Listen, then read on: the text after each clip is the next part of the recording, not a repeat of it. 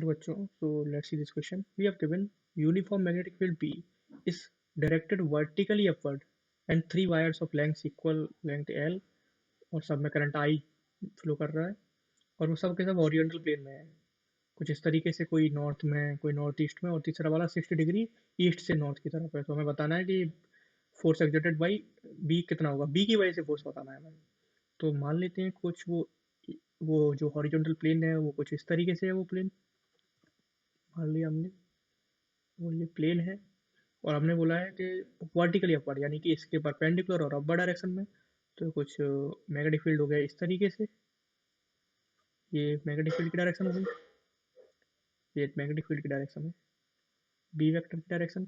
और इसमें कुछ वायर पड़े हुए हैं, कुछ कैसे भी पड़े हो सकते हैं, लेकिन ये बी वेक्टर क्या रहने वाला है, इस प्लेन के हर एक वेक्टर से, यानी कि अगर ये वेक्टर ये ले लिया, इसके भी परपेंडिकुलर रहने वाला है। इस प्लेन में ये वेक्टर ले लिया, इसमें भी परपेंडिकुलर, और हमने कहीं भी ले लिया वो वेक्टर इस तरीके से, तो उसके भी परपेंडिकुलर रहने वाला है। ये हमें कैसा है, ये हमें पता है, क्योंकि ये इसके वेक्टर के प्लेन के कैसा है, परपेंडिकुलर है।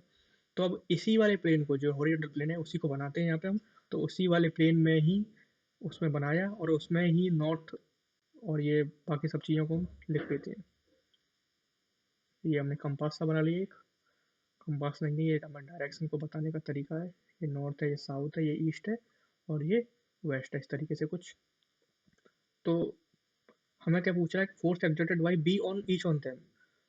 सो सबके साथ सबरे डीएल वेक्टर हैं, उन सबके साथ ये कैसा एंगल बनाने वाला है, बी 90 डिग्री। तो हमारे पास फोर्स का फॉर्मूला क्या होता है, फोर्स का हमारे पास फॉर्मूला होता है F vector is equal to integral I into D L cross B vector. ये फॉर्मूला होता है हमारे पास फोर्स का, एफ वेक्टर का।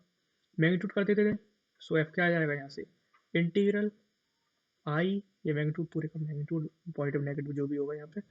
सो यहाँ पे आएगा डी एल वेक्टर का मोड, बी वेक्टर का mode into sine theta. So sine theta कैसा है, सब वेक्टर में ये 90 डिग्री होने वाला है, सो साइन 90 डिग्री हो गया।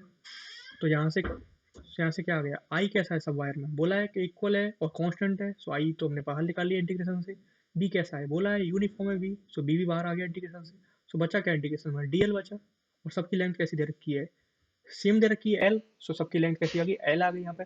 तो फोर्स सब में कैसा आ गया यहाँ से, ये फोर्स एक वायर में भी वही आ गया, दूसरे में भी वही आ गया, तीसरे में भी, सब में फोर्स कैसा आ गया, सेम आ गया। हाँ, उनकी डायरेक्शन डिफरेंट डिफरेंट होने वाली है, क्योंकि उनमें करंट अलग है, सो उनका क्रॉस प्रोडक्ट डिफरेंट डायरेक्शन में आएगा। तो हमारे पास क्या आ गया, बी आई एल हर एक डायरेक्शन में। और उसने बोला है कि नॉर्थ ईस्ट, और ये बोला क्या है, नॉर्थ ऑफ ईस्ट। तो नॉर्थ ऑफ ईस्ट का मतलब होता है ईस्ट से नॉर्थ की तरफ हमें चलना है, कितना, 60 डिग्री चलना है।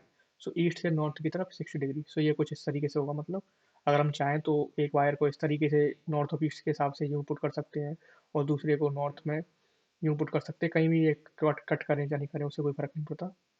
और तीसरा वाला बोला नॉर्थ ईस्ट में, यानी कि इन दोनों के बीच में 45 डिग्री पे कहीं इस तरीके से पुट कर सकते हैं ये। और हमें सब में निकालेंगे एल लेंथ लगा के, तो यही आने वाला है, क्योंकि हमने पहले निकाल लिया।